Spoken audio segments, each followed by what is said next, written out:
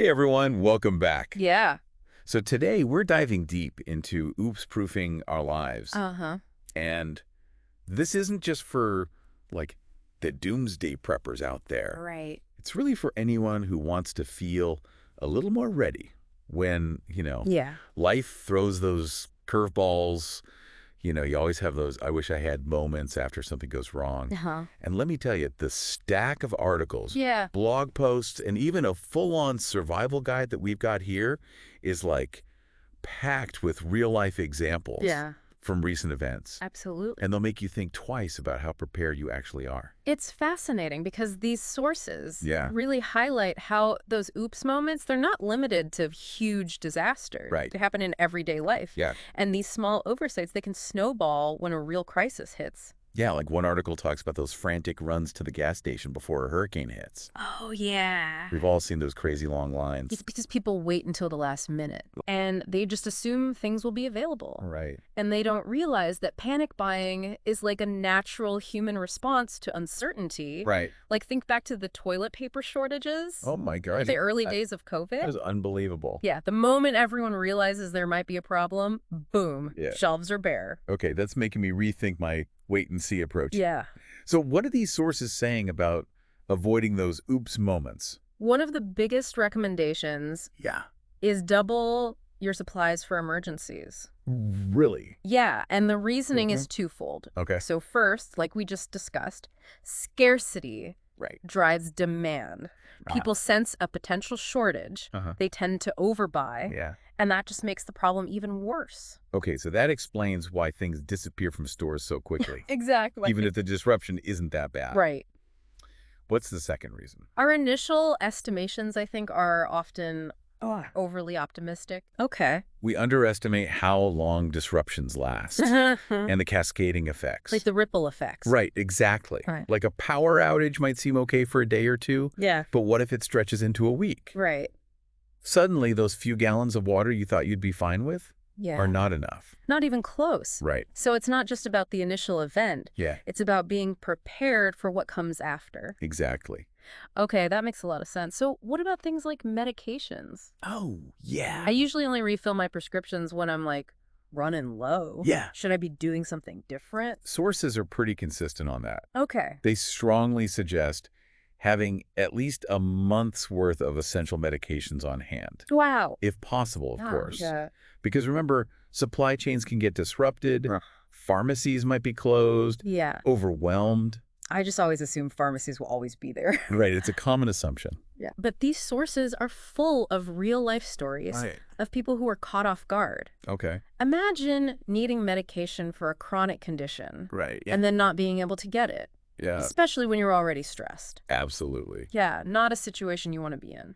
Okay, so double the supplies, Hmm. stock up on medications. Right.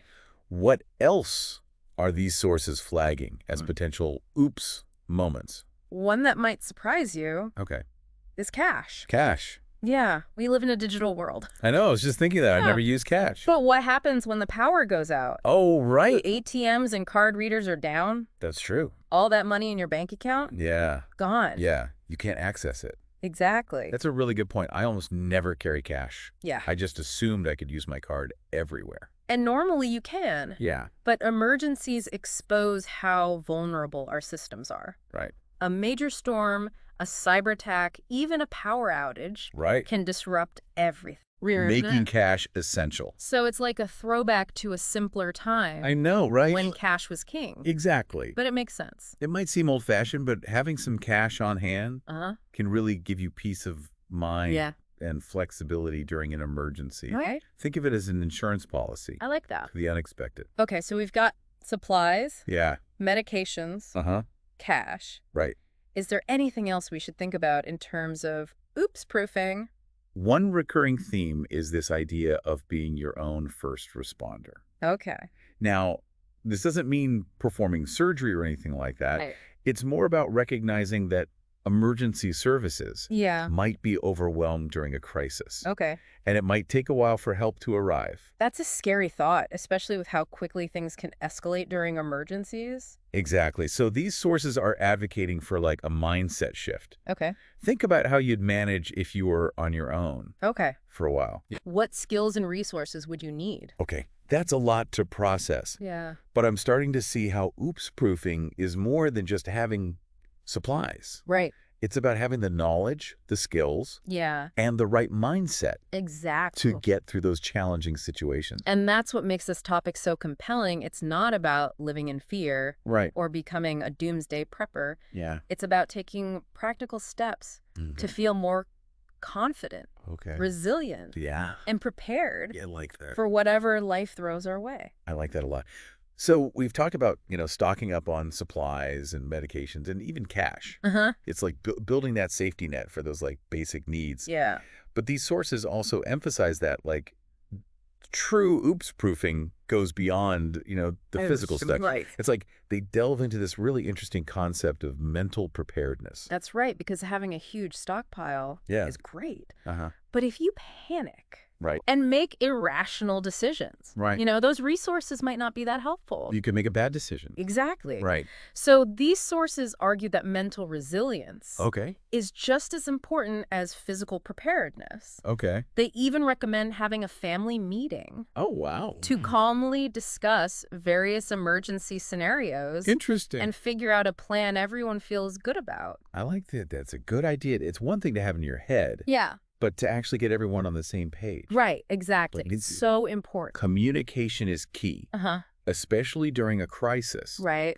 These sources really stress Okay. talking to your loved ones about potential threats, Uh-huh, talking about evacuation routes, right. and establishing clear meeting points in case you get separated. Okay, so it's not just about having the plan. It's about making sure everyone knows it Right. and feels comfortable with it. Exactly. That- And they also emphasize Okay. mental health strategies. Yeah, for coping with stressful situations. Yeah, that makes sense. One source even recommends practicing mindfulness techniques, Okay. like deep breathing or meditation, Interesting. and to help manage anxiety I like that. and just stay grounded during a crisis. Yeah, that makes sense because it's so easy to get overwhelmed Right. when things are so chaotic. Exactly. So having those coping mechanisms in place Yeah, could be a game changer. absolutely. It's all about building that inner strength Yeah. and resilience so you can stay calm and focused when you need it most. Okay, so we've got physical preparedness, Mm-hmm. mental resilience. Right. What other areas do these sources highlight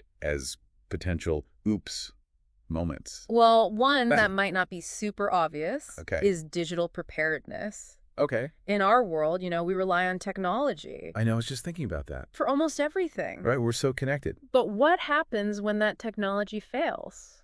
I guess I haven't really thought about that. I mean, I know power outages happen, Uh-huh. but I always assume they're temporary. Right. A little inconvenience. These sources urge us to think about Okay. the possibility of more widespread Okay. or long-lasting disruptions. Yeah. Imagine a huge cyber attack that cripples critical infrastructure, Wow. or a natural disaster that takes out cell towers and internet access and Right. all those passwords, online accounts, important documents. Yeah. Oof, gone. Oh, wow. Okay. Great. Suddenly, digital preparedness sounds a lot more important. I know, right? It's easy to overlook it. Yeah. So what can we do? Yeah. What can we do to oops-proof our digital lives? One of the simplest things, Okay. strengthen your passwords. Okay. The sources all recommend strong, unique passwords Okay. for your important accounts. Makes sense. And consider using a password manager. Yeah, that's a good idea. It's a much more secure way to store all your passwords. Because who can remember all those? Exactly. I know. Right. Trying to remember a dozen complex passwords, that's just asking for trouble. Yeah. Another crucial step Okay. is backing up your important files regularly. Okay. Don't rely on just your computer's hard drive. Right. It could crash. Okay. Use an external hard drive, Okay. cloud storage, Uh-huh. ideally both. Okay. That way, if one system fails, you have a backup. It's like diversifying your portfolio, Right.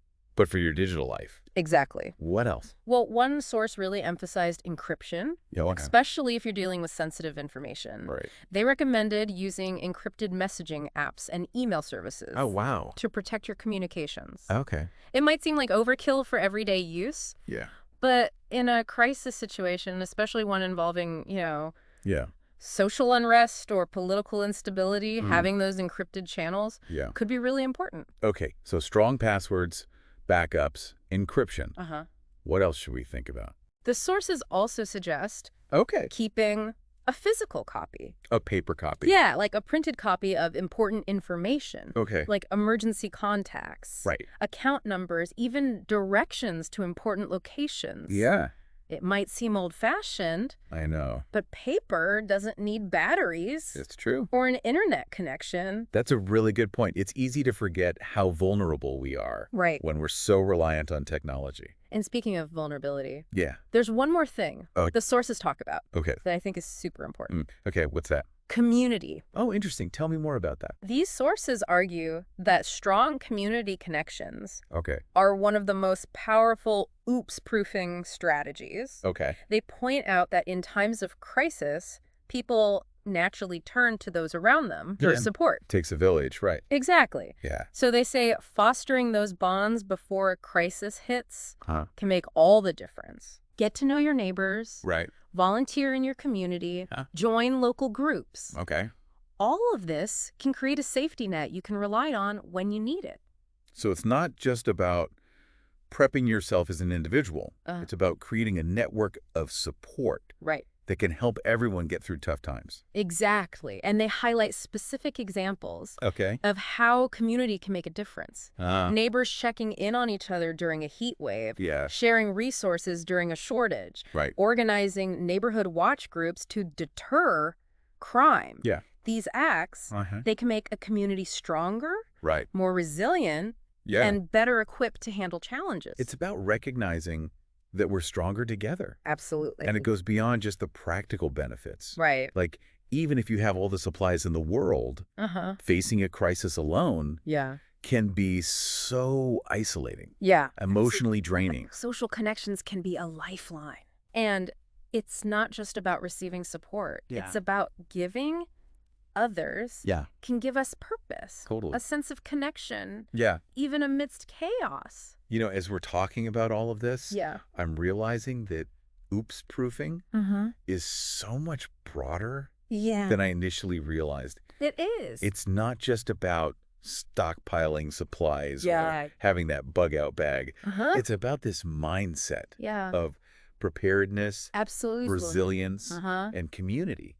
It's about taking a holistic approach Yeah, to facing life's challenges. I like that a lot. And that's what makes this topic so relevant and engaging. It's Yeah. not about living in fear Yeah. or, anticipating the worst. Yeah. It's about empowering yourself to Okay. feel more confident, Yeah. capable, Uh-huh. connected. Yeah. So you can navigate those unexpected turns with grace, Right. resourcefulness, Yeah. and maybe even a little humor. Absolutely. So we've covered a lot in this deep dive into oops proofing, Yeah. from, like the practical stuff like stockpiling supplies Right. to the importance of mental resilience Yeah. and those community connections. Uh-huh. But before we wrap up, Sure. I'd love to hear, like, what's resonating most with you? Yeah. What's that one oops moment you really want to avoid, like in a real life emergency? That's a good question. Yeah. There are so many to consider, but one that comes up a lot in these sources Yeah. is the fear of being stranded Okay. without a way to contact your loved one. Oh, yeah, that's a big one. Yeah.